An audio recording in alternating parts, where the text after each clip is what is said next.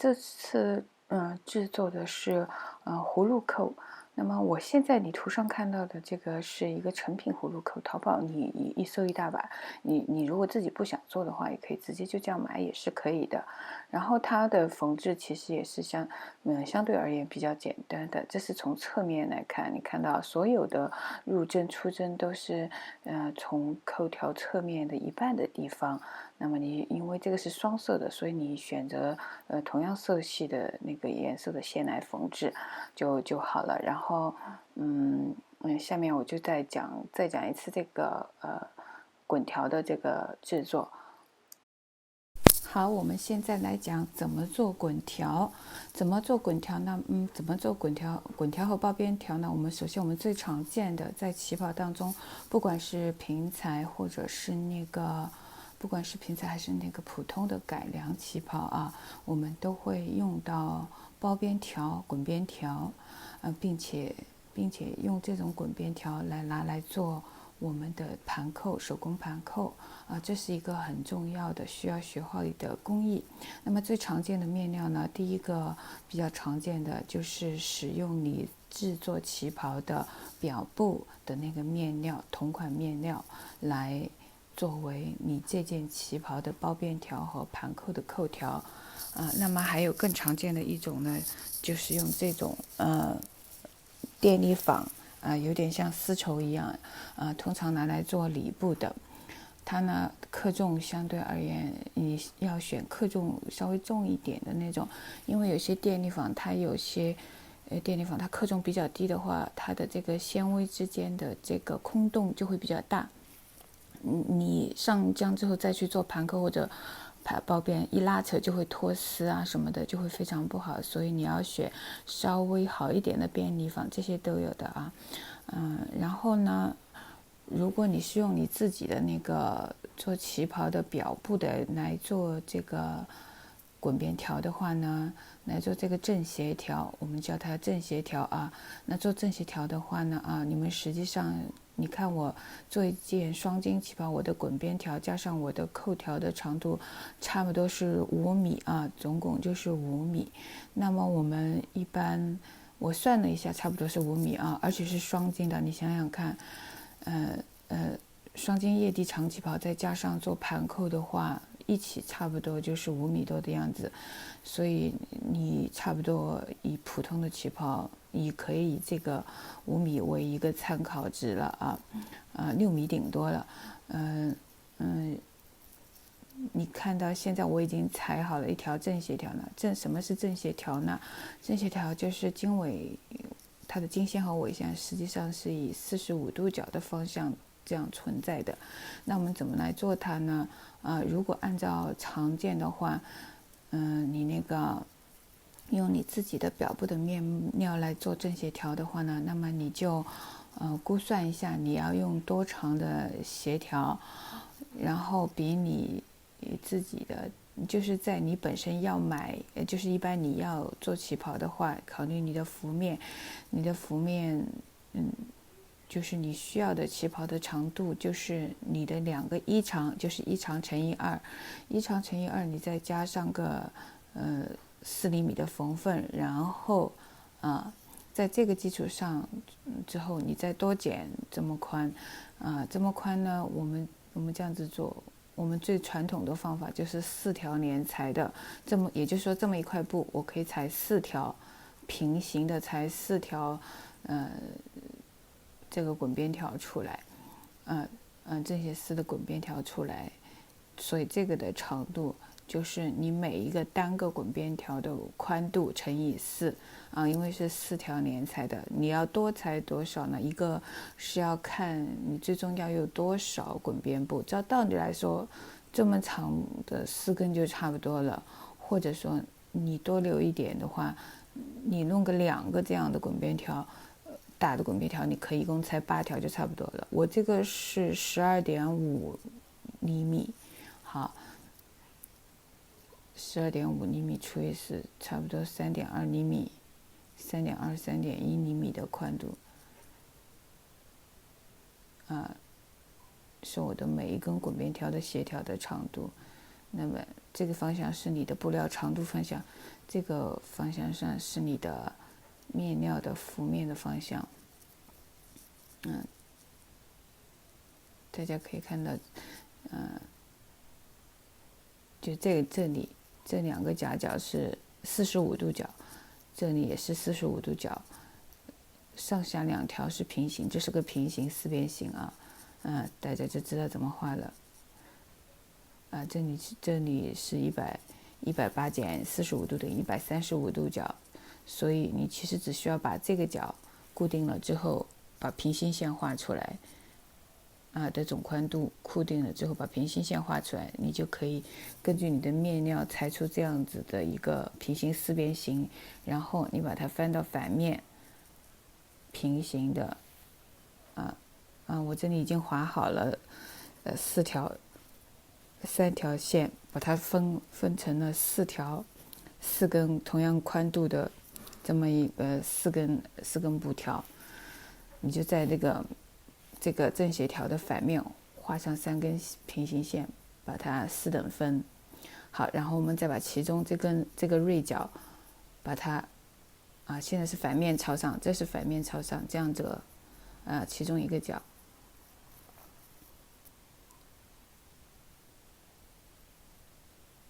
好，折好之后稍微要出去一点，待会儿我拉近了给大家看，然后把这里侧一道缝线，然后这边从正中间的这根线剪10厘米进去，一样的啊。然后但这个时候呢也是反面朝上，但是这个时候我们再来折个三角，我们只折2条宽度的同样的折法啊，然后再把边缘缝起来。好，我现在已经缝好了，大家可以看一下啊，这里是正面。我们折是把反面往上这样折过来，好，你看侧了一条线，沿着你侧一道线，这个夹角的地方就是我们的这个夹角的地方就是我们缝纫线的重点，另外一边是个小的三角，中间的这根线剪进去，剪差不多10到15厘米进去，好，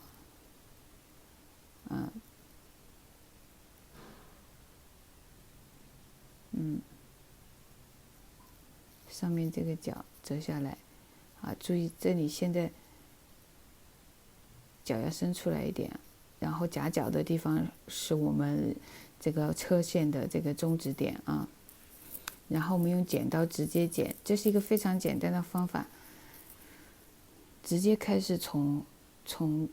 我们刚刚剪开的这个中间的这根线继续剪，一直剪到头上啊。但是呢，不要把这个三角上面这层小的三角不要剪，从里面剪到这个顶点的地方，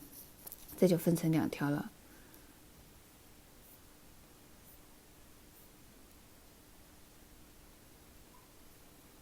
还有就是像这个，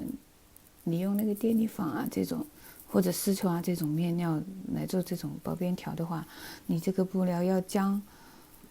我呢是因为做很多旗袍，所以我是买了各种颜色的这种电力纺存着，因为需要配色嘛，所以各种颜色都买个1-2米，然后我一次性把它们全部将好了放在那里，配好颜色要用哪个我就剪一条，要用哪个我就剪一条下来。当然你可以，你如果自己穿的话，但无所谓了，你就不用做那么多，你自己的面料多买个40厘米、40-50厘米就可以了，每次单独做不差钱嘛，不差钱的话买个50厘米好，剪到头，我们把它打开，你看，好，这里就成了一个2个宽度的这么一个滚条了，然后我们再把它对抛开，剪到另外那个小的那个三角那里，一样的剪到这里，不要剪上面这一层，剪进去，这样子平整，你都不用继续去缝合了，我们只需要缝一次，剪开我们就直接成了一条4乘以刚才这个正协调长度的这个乘以4。这个长度的一个滚条了，其实已经很长了，差不多2-3厘米长了，做一件普通的旗袍够了。因为我们现在是拿来做扣条的，所以就要多一点。总归你自己要先算好，算好，你比如说你要做3厘米宽的这个滚条，那么你要做的刚才的那个大的那个正协调的那个2条平行线之间的距离就是4×3厘米，叫做12厘米宽。这样子你才可以平均的剪出4条一样宽的，每条的宽度、每条协调的宽度都是3厘米，而且你要考虑到你的损耗，所以其实你应该稍微多剪个2-3毫米啊，因为毕竟手工操作没那么准确嘛。比如说你要像我，比如说我应该剪3厘米的，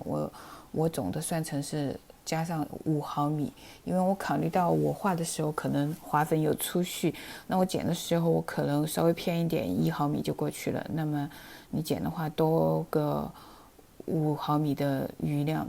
那至于怎么上浆、刮浆，我的微博上浆的话，我微博上是有免费的这个免费的视频教程。那刮浆的视频教程我也有，怎么上浆的教程的话，你怎么刮浆，你可以免费的给到你这个教程的，好，你直接在微信上跟我要就可以了。好，我们现在把这一条剪掉。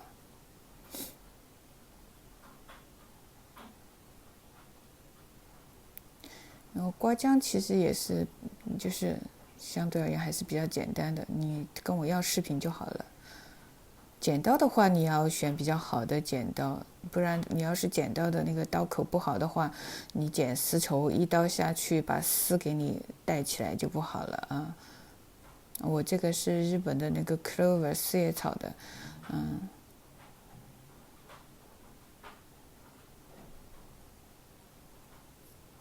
就工欲善其事，必先利其器，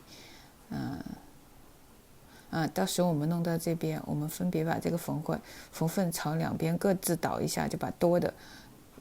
这边我们就把它剪掉就好了。再朝另外一边倒，然后把这边多的剪掉，到时候缝缝你就这样处理就好了。再过这个就是缝线的这个地方，你再对一下，折一下，确定一下。那手指下刮一刮，因为有些时候划分掉了，手指下刮一刮，确保你自己剪对位置。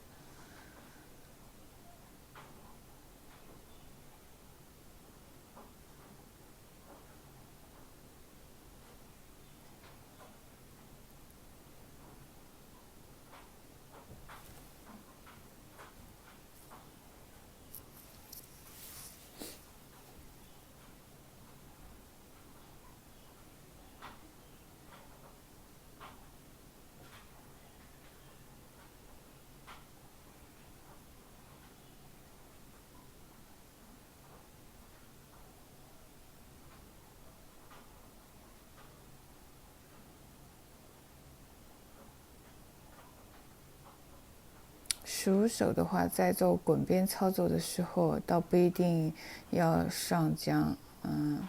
但制作滚条的时候，倒是一定要上浆的，因为你滚条不上浆，你可能等你做好了，它一洗它就扭来扭去的，就不好看了。好，剪进去，注意小三角不要剪到啊。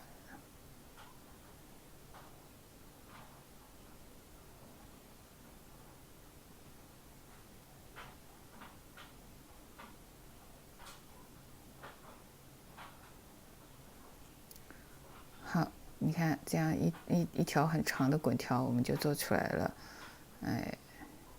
然后我们来修剪一下缝缝，修剪一下这个接口处的这个缝缝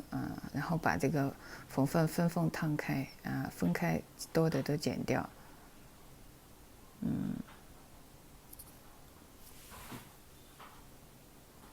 好，我量过了，我就这么裁一条，就是3.6米的滚边条。如果作为滚边的话，肯定是够了。如果但是做盘扣的话，你可能要再多一点。总归你有面料的话，你就继续像刚才一样的继续剪就行了。这样4条连裁做一下很快的。然后不一定要那么长的，你面料不够的话，你短一点，你多拼几条出来都 OK 的，好吧？当然你的接口越少，你肯定是越高档。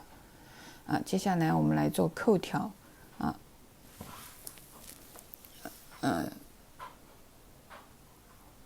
我们做扣挑呢，我们有2种方法。一种方法，我们现在是正面朝上的，我们把它对折了之后挂一下。如果你机缝的话，差不多就是0.5厘米的扣条顶天了，用缝纫机做。那对折了之后，我们沿折边车一条0.5厘米的线，0.5厘米的车缝线。车了之后，然后我们修剪一下缝缝，稍微修剪短一点，要小于0.5厘米，差不多修剪到0.3厘米的样子。然后用这种翻线器淘宝上很多的，几块钱一个，把正面翻出来。然后还有一种就是直接是手缝，反面朝上，正面朝外，然后你自己给它裹起来上下分别折一下，然后给它裹成一个圆筒状。有在里面裹线，也有直接就这样裹的。因为这样做软扣比较好如果不包那个棉芯进去的话，你这样子裹起来，用手把它裹起来，先对折再对折是对着中缝这样子折然后最后用外层把它包起来，你就是裹一个圆筒边缘部分你折一下，这样子把那个毛边给藏进去，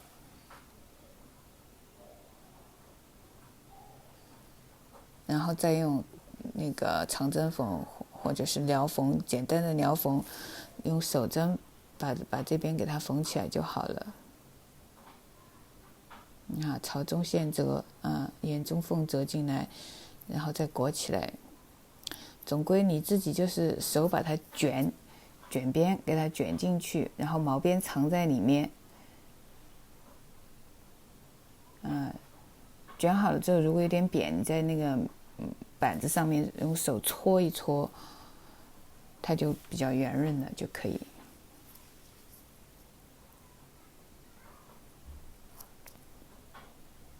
主要就是你毛边你折进去你想要做多宽的扣条，你就保证你卷到后面它的这个直径是多宽就行了。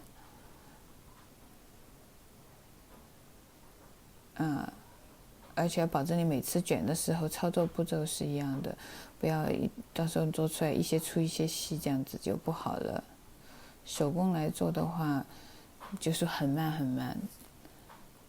我个人觉得，除非你做高级定制，其实完全没有必要这样做，直接像我刚才说的车缝就好了，然后翻线器翻出来，一样好看的。你有很多时间，你就是想消磨时间，那沉浸一下你的心灵，其实那你也可以慢慢的手缝的，直接铅缝像这样，用单股线单股同色线，就跟我们上滚边的内侧一样的简单的一个把它给它牵上就好了。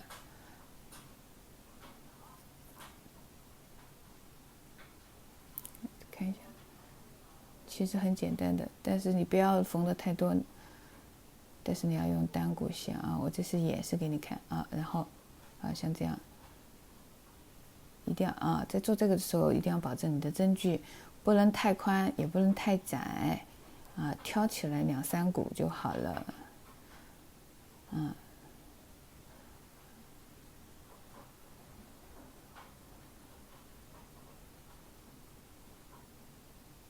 这种做软扣是很好的，扣条会显得比较的饱满这样捏一捏有些也会在这里面包一根棉芯，但是我个人觉得那样子比较硬，你做好之后自己搓一搓，它就会比较饱满。你特别是像你特别像我现在这样做单个的盘香扣，我最终还是要把它熨扁的，你看最终做成这个样子，所以这个肯定是不能加那个棉芯。我个人选择使用机缝来做这一个扣条。那么对折之后，车缝一条0.5厘米的这个车缝线，沿折边车缝的啊。现在你看到图上面朝上的那条边是折边，也就是我滚条的中线。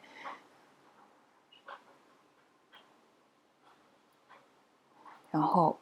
把下面这条边多余的这个面料剪掉一些，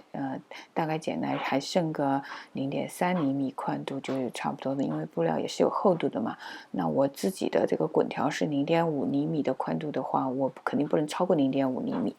好，然后将这个翻线器穿入这个滚条，你如果不够，就是如果太长的话，你不要一次穿很多啊，你可以分段来穿，能穿多少穿多少。好，然后你可以看到，然后再把它用那个翻线器一头的钩子勾住一端，然后把它从正面翻出来，就像这样啊。好，滚条翻出来了之后，用熨斗把它给熨平，因为我做的是刚才有给大家看到，我做的是这样的这种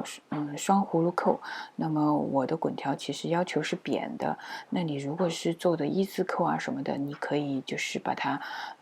你也需要自己把它给里面，你要么穿上一根那个棉线，或者是你稍微搓一搓，它其实就会变得比较圆润的只不过呢，就是你穿上棉线之后，这个整个扣条会比较硬一点，那么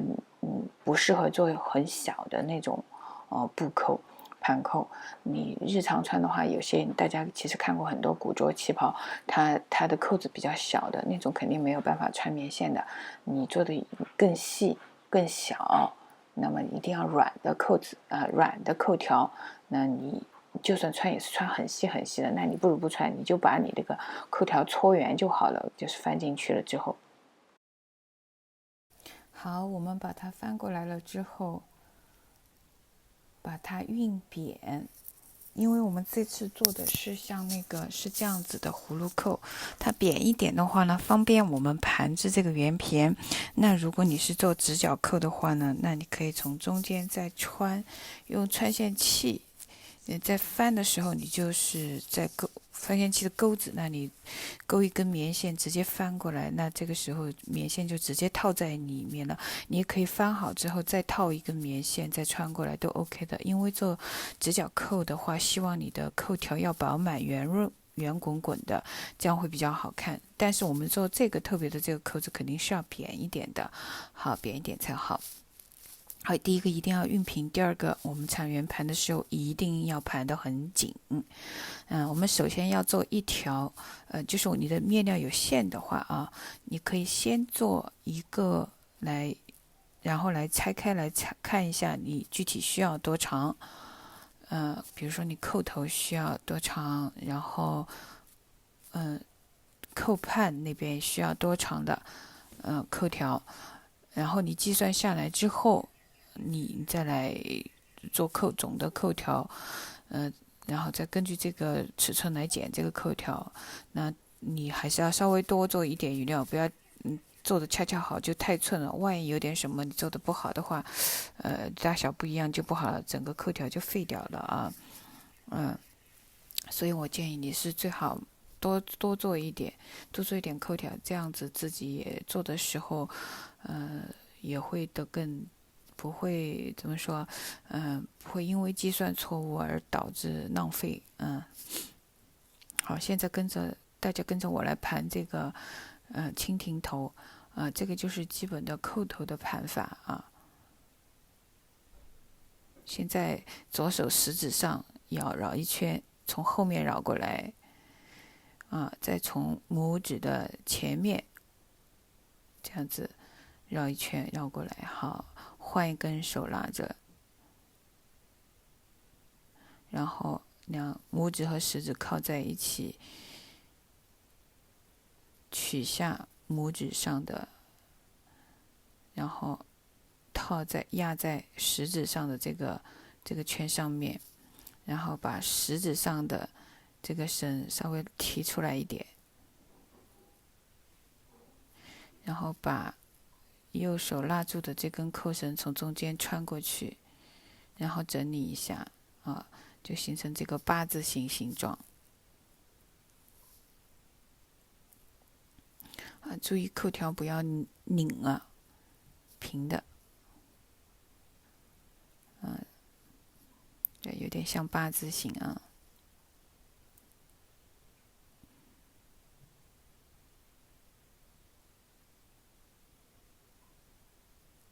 OK， 然后在正中间啊，这里是有一个洞的。好，然后我们把前面的这根扣条，这根扣条拿起来，实质上这个不要取下来，前面这个拿过来，从下面那根扣条后面穿过，然后从这个八字形的圆盘的下面塞进刚才那个中间的这个洞里面，塞进去，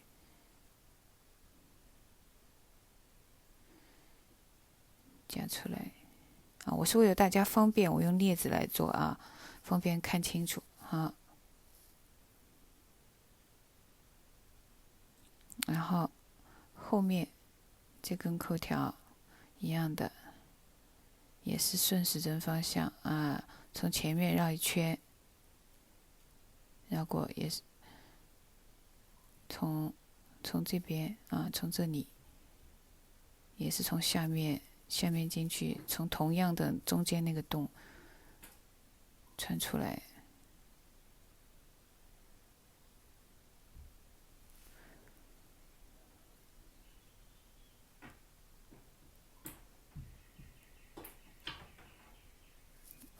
这个是在拇指的上面，不要让它到下面去啊。OK， 因为这里始终只有一根的啊。好，捏住这两根，然后这里是十字扣住那里，稍微拉一拉，松一松。注意扣条不要打结啊，不要拧起来，稍微松一下。好，看，你看这扣条就成了，然后你再慢慢的用镊子，钝头的镊子啊，慢慢的整理，把它一根根的把它整理。你如果要留扣鼻的话，你可以拿一根软的棉线把这里拴起来。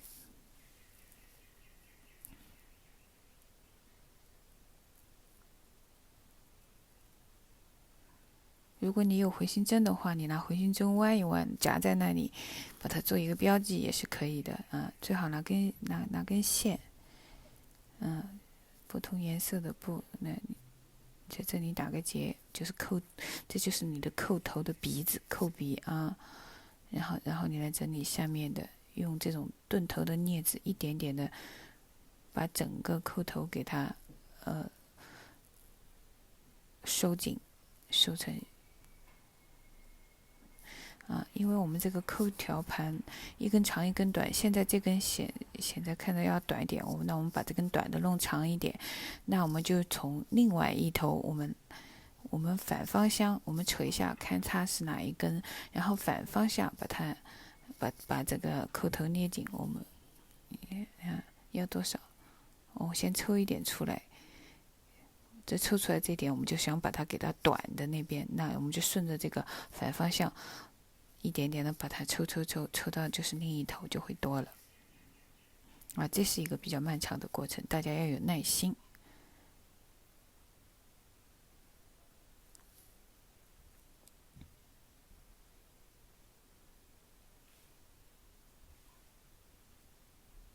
你看已经到扣鼻这里了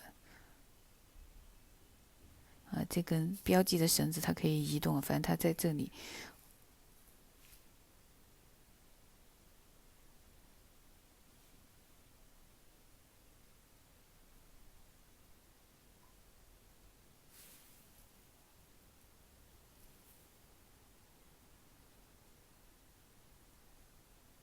总归你就是慢慢的收紧，拉伸收紧，然后不要让扣条在这个过程当中拧。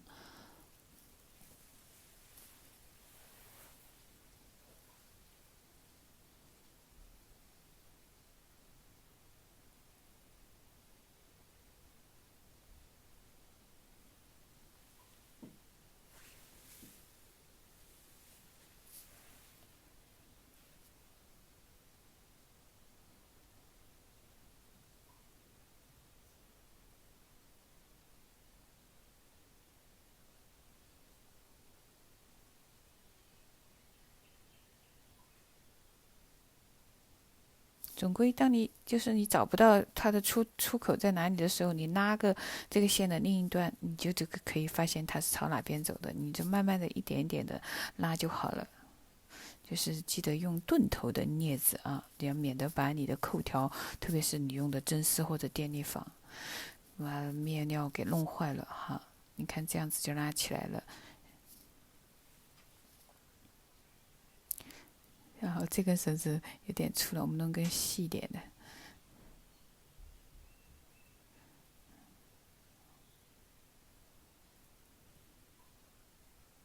弄细一点。最好是有一个回形针，你弯一弯，这样子也方便。反正把回形针掰直了，夹在这里别一下，你就知道在哪里，也不会损坏你的那个扣条的面料啊。我为大家看得清楚一点。你看这个鼻子啊，在紧的这个过程中，鼻子不要留那么长，最终稍微有一点点凸起就行了啊。然后我们就继续这样子慢慢的拉，就好了。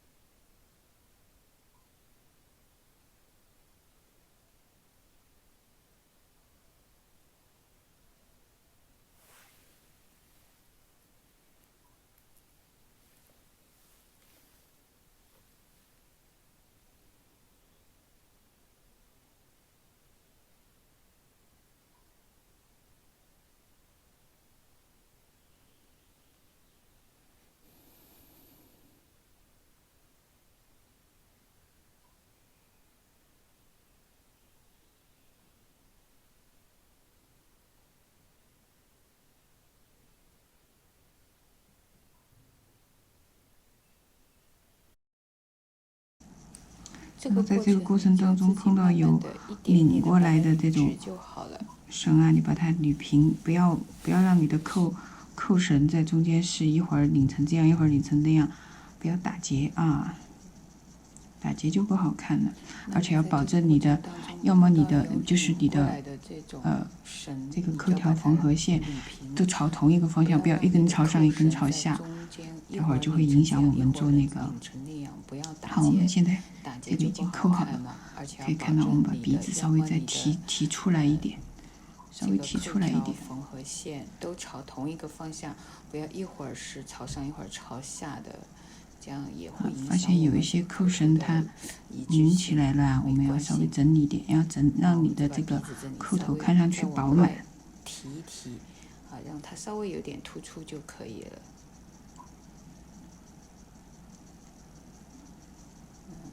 发现有一些扣绳它拧起来了，我们要整理一下，让整个扣头看上去平滑饱满，尽量不要有那个折起来，在表面的这个扣绳它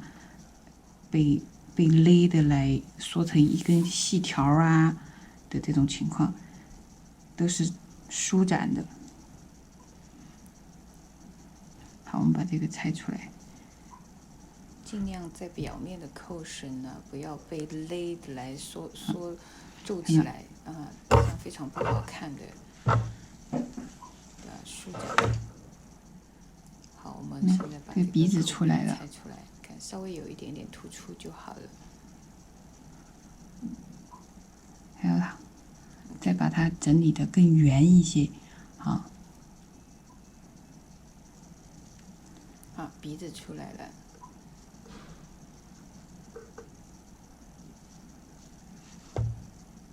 OK， 然后接下来我们做它的那个整理的更圆一些。葫芦扣的部分，那一根长一根短。好，然后接下来我们来做它的那个，我们把它竖起来，扣条竖起来，那么长的靠近我们自己做的这边，短的靠外面。那么而且它顶上，你把它竖起来的话，上面这个不是你不是缝合线吗？你的扣条的缝合线，你的扣条缝合线应该在下面，而不在上面。你要保证你的上面是光滑的那一面。那么竖起来的时候，上面是折边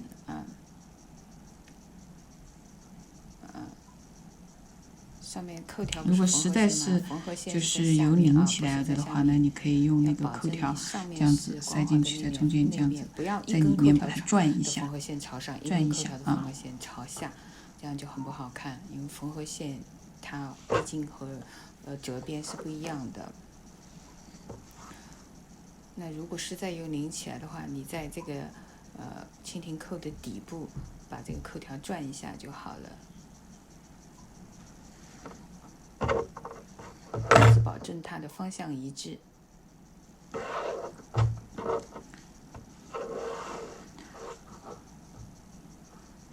OK， 我们先盘短的这一条，是我们的这个葫芦扣的上面这个，用尖头的镊子夹住一端，然后这一端我们做一个斜的斜剪，也就是朝上的这边要短一点，朝下这边要长一点，就缝合线这边要长一点。这里是缝合线底端，这里是上端，让它上面短一点的话，那我们在卷这个圆盘的时候啊，它就不会就是把线头给露出来，不会从这个你看这种是就是外面买的就是成品的盘口，它的头上它这里没有剪的话，这里就有毛线头出来，对吧？毛头出来，那我们把它剪掉了之后。那我们的中心就不会有这种毛线头了，然后用尖端夹住这个，它没有剪，它的头上就会有线，没有缝线的一端，光滑的一面朝上，好，然后顺时针卷，卷的时候一定要保证它都在同一个平面上，然后松紧度是一致的。扣条的末端，没有缝线的一端光滑的这一面朝上，顺时针卷的时候一定要卷得很紧，保证你的每一圈都在同一个平面上，松紧度要一致，而且都要很紧。你卷得松，你就有可能松紧度不一致；你卷得紧的话，整个都会看上去非常的工整。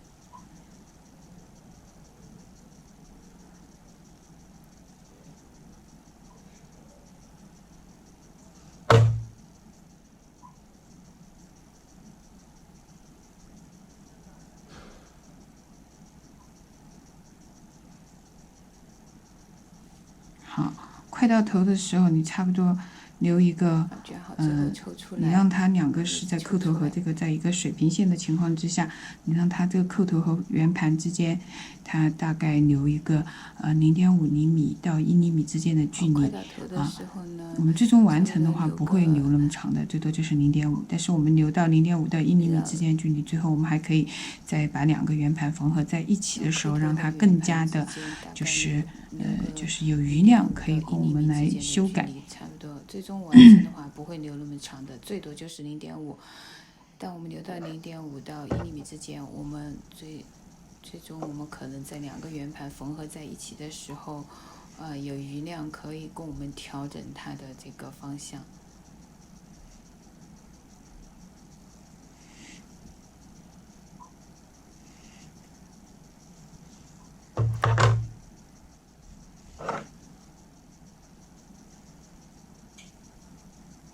再卷一次。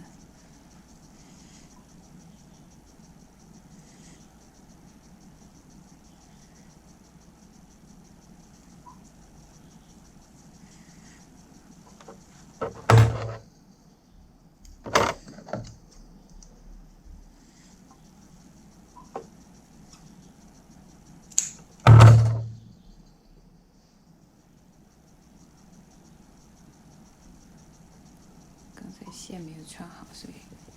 再来排一次短的那边。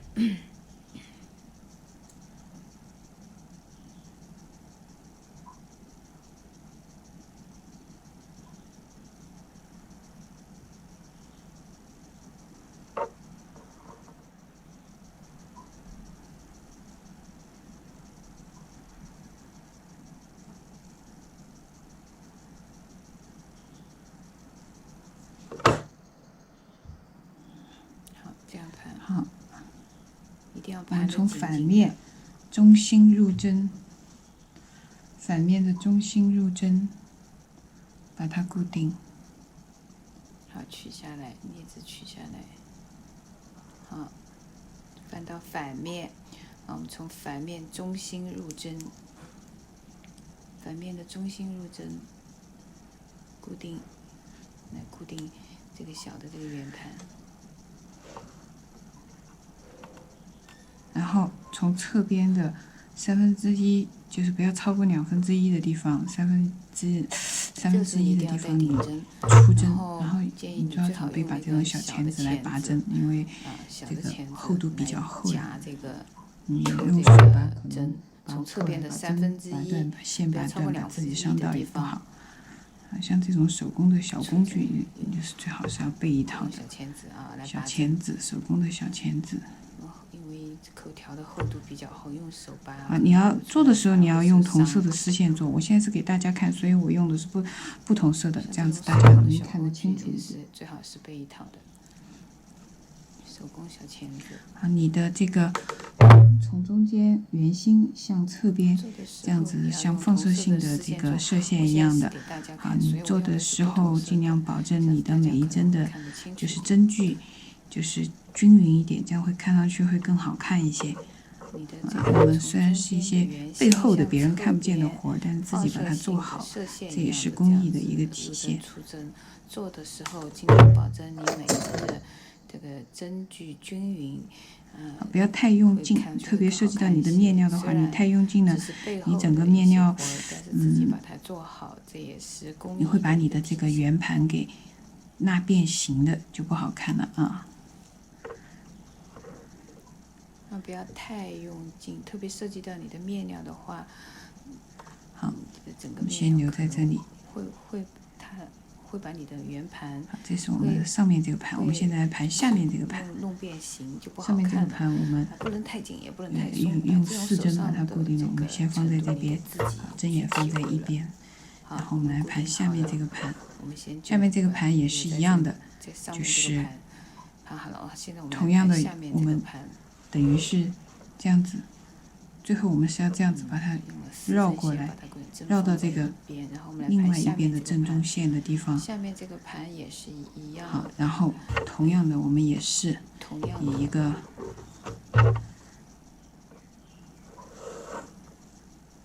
顺时针的方向转动这个镊子，顺时针的方向转动这个镊子来这样子盘这个盘。好吧，也是一样的，剪掉。顺时针的方向，斜着剪一剪，然后我们来转，来这样盘这个盘口，也是一样的，头部做一下修剪。你的扣条一定就是，你的扣条一定要就是熨的平整的啊。至于多长的扣条呢？你自己先盘一下，盘到你想多大就多大，想多小就多小，这个完全是你自己决定的。盘出来的那个葫芦扣才好看。你的扣条呢？这个葫芦扣，还有盘香扣和其他的这种直角扣不一样，它要求的扣条是平的。就会有波浪，就不会好看了啊！这个葫芦扣还是盘香扣，这种一定要大约来看一下。它和直角扣这种还不一样，它就是一定要求盘的这个地方扣条是平的。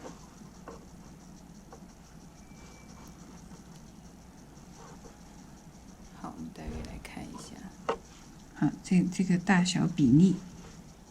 这个大小比例是差不多的，那我们就在这个情况之下，我们再来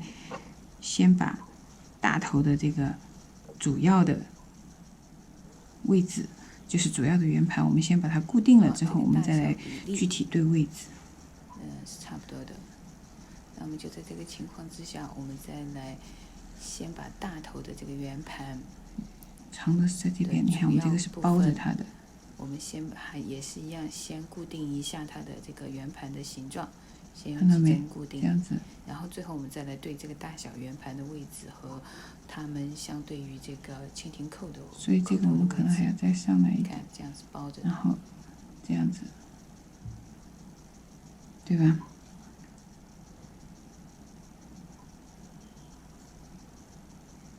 我们差不多对好位置了之后，好，然后我们翻过来，从这边不要太那个太长了不好看啊，对吧？好，大概估一下位置，然后我们来对好位置，我们来翻到反面，然后我们翻过来从反面。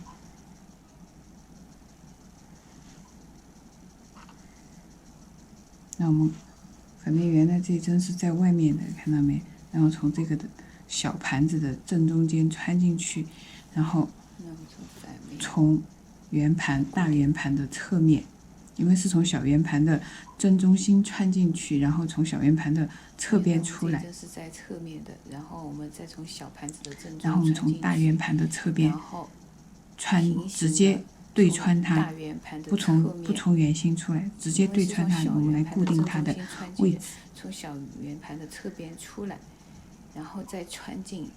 平穿进大圆盘的中间，直接对穿它，不从圆心出来，直接对穿它，我们来固定它的位置。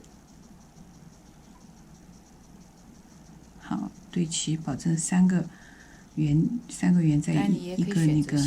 三个圆心在一个直线上。就是，然后再把两个圆盘位置固定，这样穿一针或者2针穿过，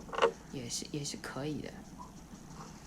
好，你对齐的话，你要保证下面两个圆盘和上面的这个扣头在三个相当于是3个圆的圆心在一条直线上，不能歪。我是选择从小圆盘的中心穿过，从小圆盘的侧边出来，再从大圆盘的一边的侧边出来，再从大圆盘这一边穿过它大圆盘圆心的这个直径的另一端出来。当然这个就可能你当心把手你要是不行的话，你也可以太厚了，我们从中间。我们从这个大圆盘的中间穿出来，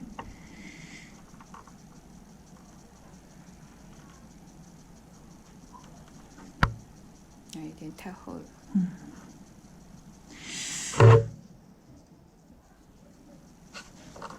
太厚了，我们也可以选择从大圆盘的中间穿出来，先固定个100。看一下。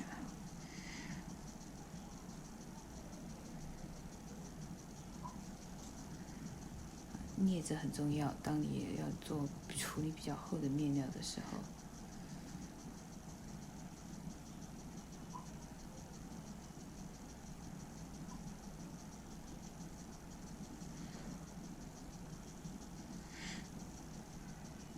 所以最保险的其实还是分别大圆盘、小圆盘分别固定之后，再单独去把那个它们两个圆盘穿起来。小圆盘的不然的话，你一次性又要保证你的圆盘不变形，又要保证把它那么厚的面料把它穿起来，还是比较麻烦的。新手就不要这样尝试了，新手就还是分别固定。我先从小圆盘的中间入针，从侧边穿过来。好，然后从对应的大圆盘的之后侧面。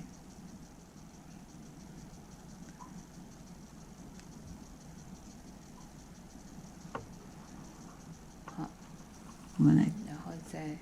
从对应的大圆盘的圆心对应小圆盘的位置把针穿出来，做一个对穿，做一个直径，大圆盘直径方向上的一个对穿，也也是从另外一边的。你看我们差不多这个位置这样子就固定了。我这个大圆盘做的有点大，从圆心出来吧。看到没？好，然后我们一样的在反面把大圆盘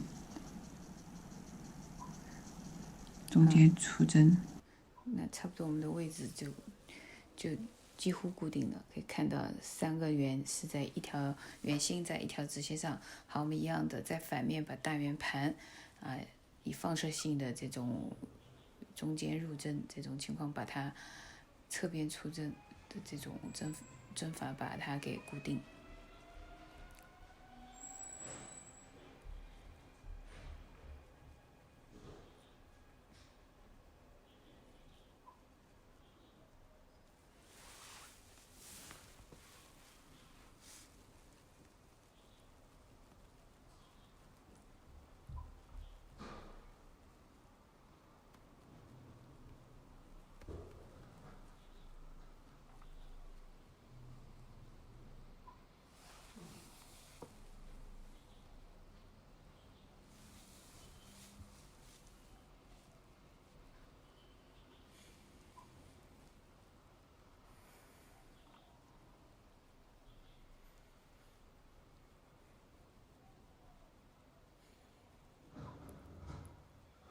中间入针，侧边1/2出针。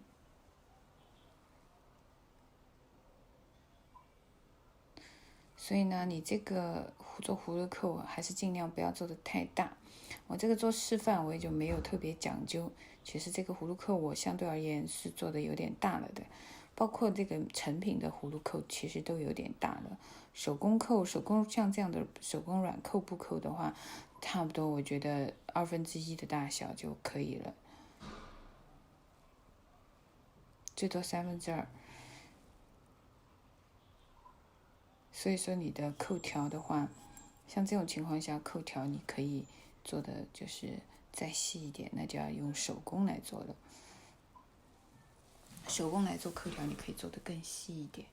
那像这个淘宝这种成品的双色扣其实是一个道理的，你就2个颜色，反面正面2个颜色的布料，比如说黑色白色，你让它们2个的正面相对，左右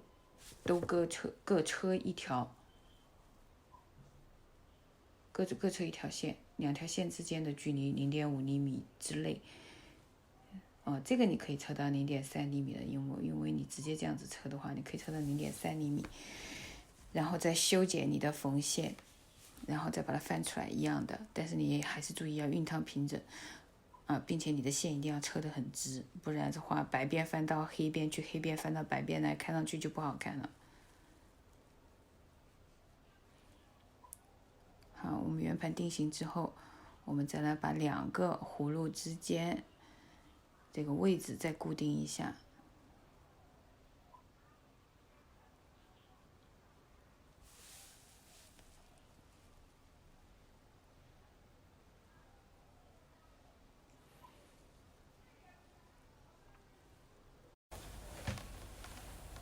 好，再把外面长条包着的那个包着小的那个的一圈，在外面这一圈再固定一下。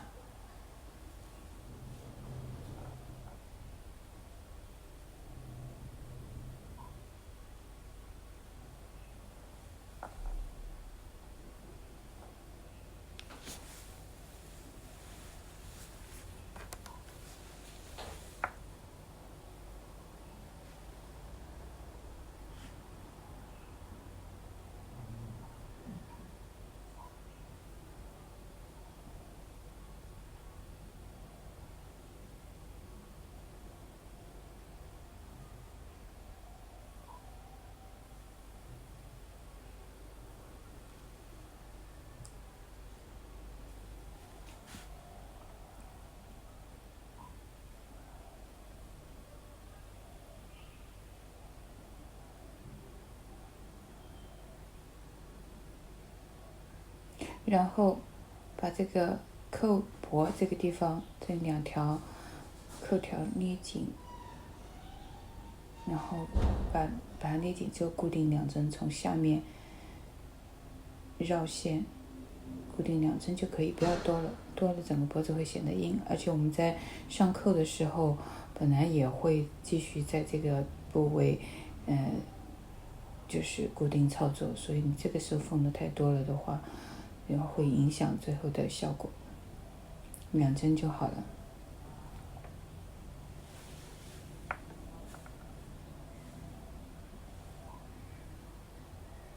然后最后一针，从扣脖这里进去，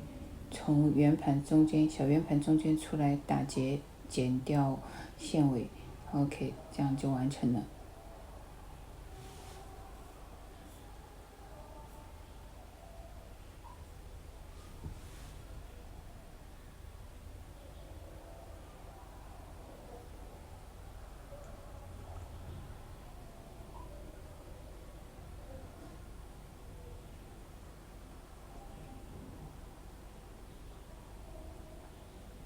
好，再把扣鼻整理一下。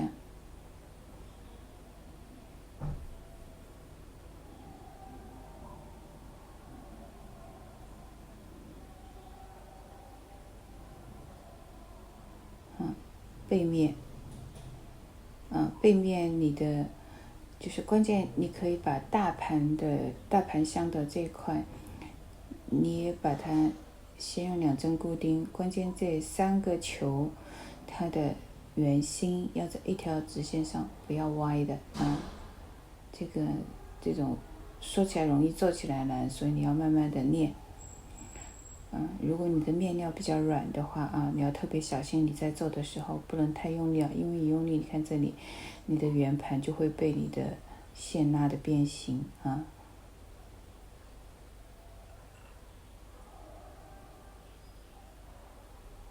好，我知道他们还有就是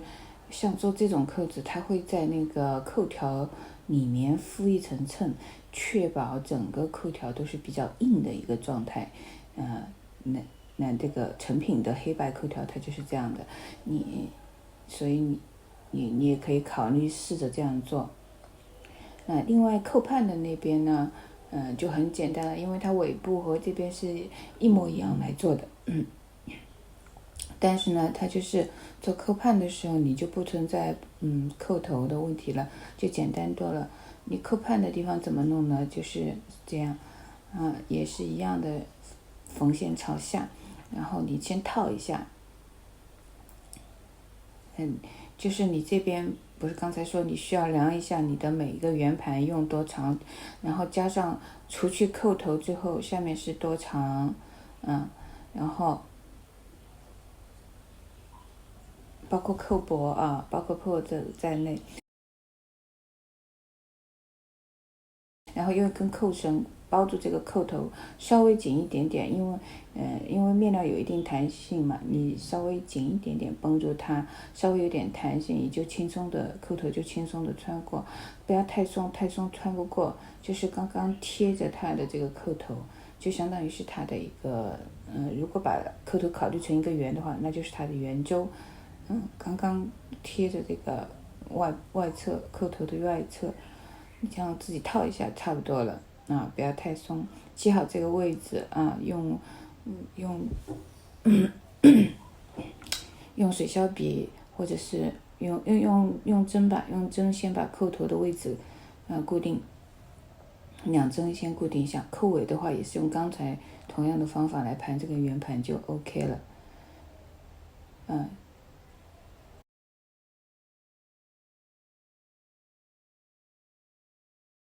所以扣头就是这个地方，你固定了之后，后面的这个盘法是一模一样的，那么如果是直角扣的话，那就不存在后面盘扣头的问题。你盘好扣头之后，你直接后面，截取同样的长度，你记好你是多长，然后你做扣判的时候也是一样，扣好你的扣头之后，在扣头的地方用一根线先缝2针固定，然后扣尾的地方，直角扣就不存在扣薄了扣薄了，你就直接是头到尾一样长，尾部你记得你那个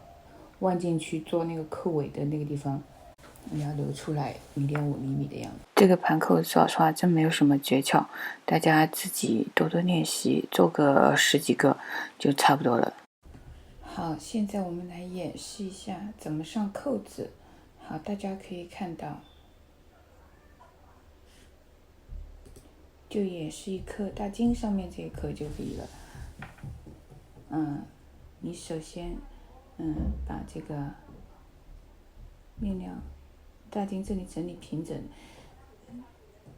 那你先要做一下标记线。一般来说，如果是厂字金的话，一般在1/3，距离中心线1/3差不多的这个位置，也就是你在厂字金拐弯的那个位置差不多啊。作为你前金盘扣的位置，虽然这是一根斜线，一根有弯度的这个曲线，你在划的这一段，你可以近似的把它看成一段直线段，那么你做这根直线的垂直线。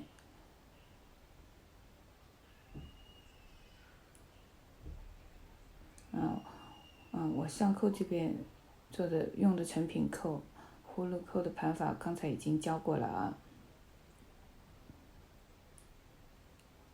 我自己就懒得再盘了。女士的话都是扣头在左边大金上，扣判是在右侧啊，在小底金上面。那么你比划一下你做的这个盘扣的位置，尾部标记一下，这个是要根据你盘扣的大小，把它的最长端标出来，用水削笔标出来，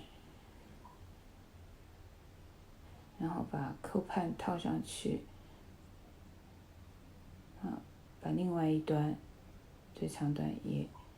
标记出来。用这个直尺来摆的意思呢，就是你要知道它的一个倾斜度是什么样的，因为它是要垂直于这一小段的这个开金处的。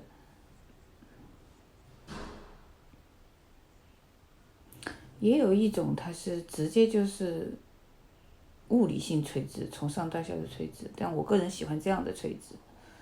好，我的点画好了，然后再用直线把它连起来。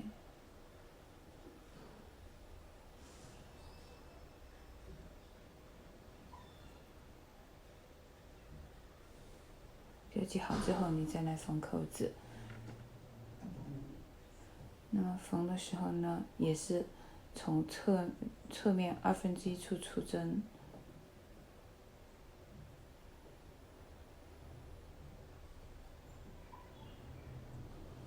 扣头会超出边缘的地方。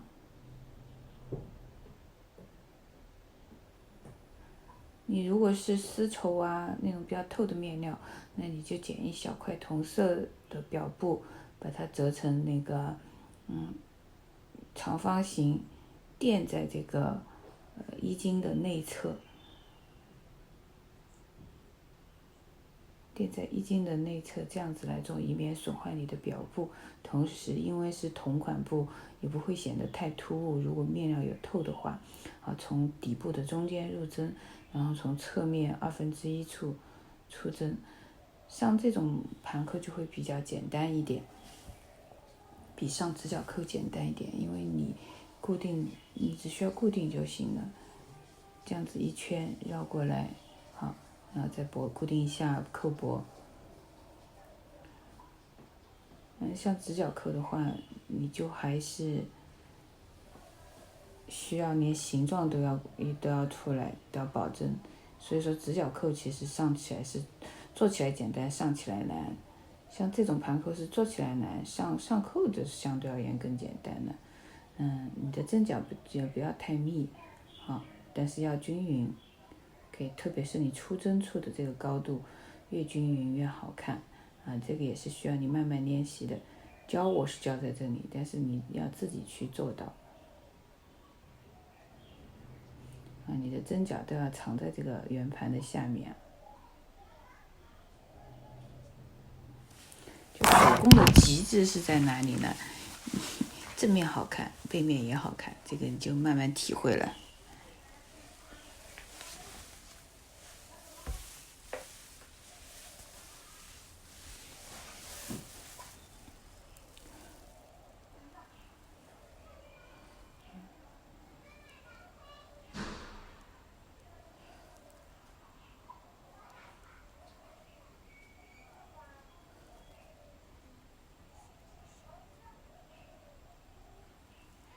刚才说了，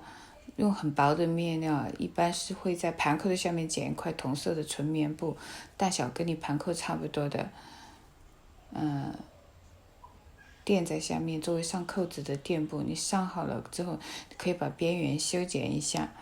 不然你直接上在你的表布上的话，没有垫布就可能会让你的面料变形，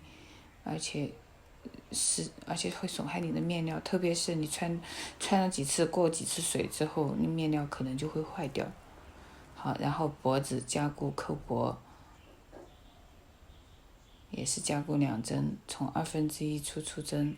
出针入针。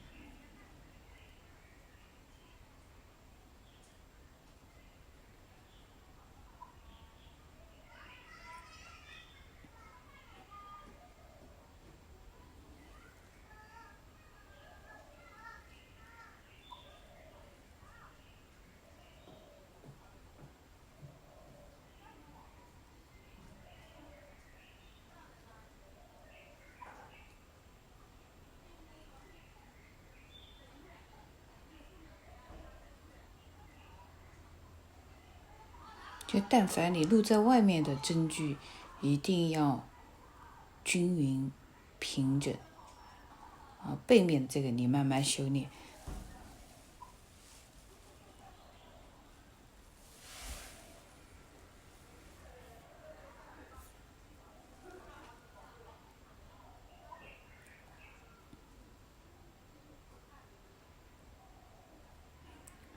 然后上好之后，在背面打结。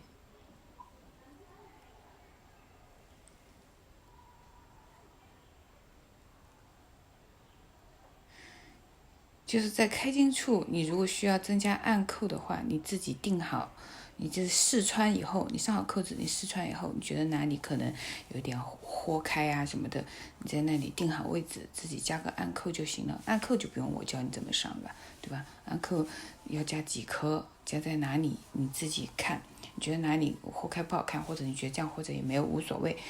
这个你自己可以去决定的。好，另外一边也是对去尾部的端点，顺着这个直线的方向。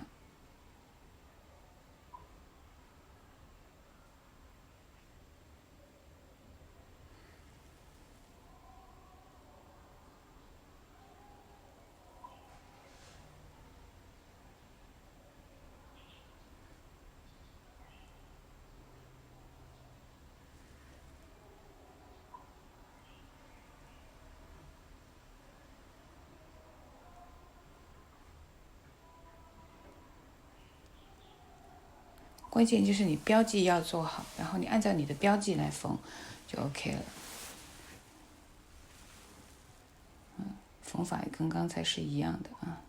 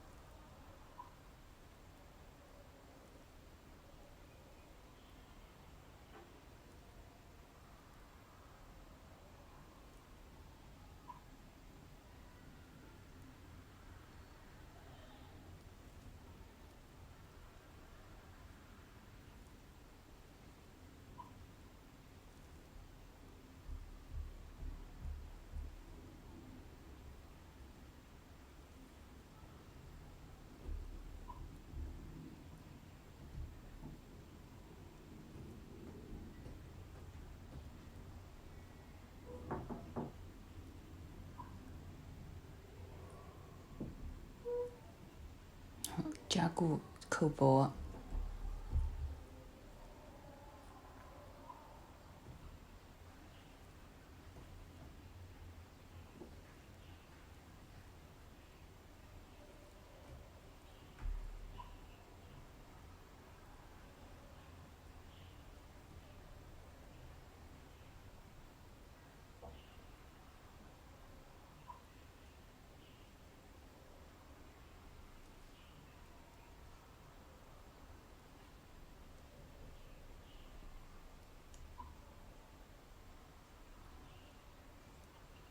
好，完工。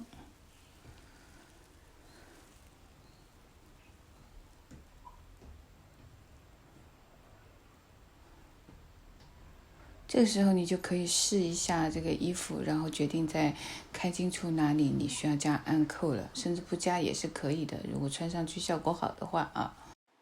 这件倒大袖小袄，也就是我们俗称的小姐衣是可以定制的。那么大家如果想定制，那么直接在我店里面，我会在我原来的那个就现在叫临江旗袍那个店里面把这个旗袍的定制链接放出来，到时候大家直接去拍下来，然后微信联系我就可以了。这个款式其实是比较实穿的，实用的款式呢。你日常穿配牛仔裤，配百褶裙，就是穿上去也不会显得日常穿的很突兀，不会显得很突兀的。特别你在面料选择上，你看我可以选择这样的卡通图案，你也可以有其他自己你审美上你个人的个性化都可以的。这个其实是蛮好的一个款式希望大家都能够做出自己喜欢的这个倒大袖小袄出来。然后呢，我想说明的是，就是我现在2个店，一个临江旗袍店是定制店大家如果有定制旗袍的需求，可以在那边来找我，就是 studio82点淘宝点 com。那么另外一个店是studio82的2号店，专门卖纸样的。那么你搜一下 studio82搜店铺，肯定就搜到我了因为淘宝上卖这个平裁教程。应该就是卖的最好的，好像就是我们家。那我们家就是也不会说是像其他可能就是老师傅，他觉得他要教你的话整套的全部所有的都教完。那我觉得旗袍缝纫这个东西，特别是缝纫旗袍这个东西，不管是平裁还是西式旗袍，那么其实都是这个比较家常的活儿。那么你可以为自己做出自己合体的，所以我现在也不推那个通过纸样来做的。最开始只是为了方便那些不会打板的，但是后来我就想了一下，这个平裁旗袍的打板跟其他服装的打板还不一样。平裁旗袍打板其实相对更简单一些，我也经常在跟大家讲的。所以呢，这个反正就是你得自己就是你得自己慢慢的琢磨。你会了这个方法之后，你其实可以创造出适合你穿的你想穿的各种各样的旗袍，甚至是你可以通过平裁这个方法去做一些现代服装都是可以的。其实没有什么传统和现代之分，只有方法之分，适合你的就是最好的。就是大家不要拘泥于一种就是把自己框在一个框框里面，要大胆的发挥你的想象力。好，废话说的有点多了，最后一个废话就是我发现有在闲鱼里面卖我的教程的朋友 OK， 他是先在我这里买了之后，自己又跑到闲鱼上去转卖。那么我对这种行为是否定的我觉得首先你要尊重我的劳动，那么也尊重你自己的这个人格OK。而且我就是大实话说，我这个买的根本就不贵的。你如果要去买这样的盗版的盗取我的工作成果的这么一个教程来的话，你首先我就说一点，你是得不到我在缝纫方面的任何的指导的。而买我教程的那个人，你又想从他那里得到什么指导呢？我希望大家好好的思量一下。那么我们每个人都有自己的底线，那么你觉得你的底线在哪里？你可以自己的去选择你为了几十块钱，你就可以出卖自己的底线吗？我相信大家会有自己的选择的。好，废话就不多说了希望大家缝纫愉快我是 Studio 82的Elaine，OK，感谢您的观看。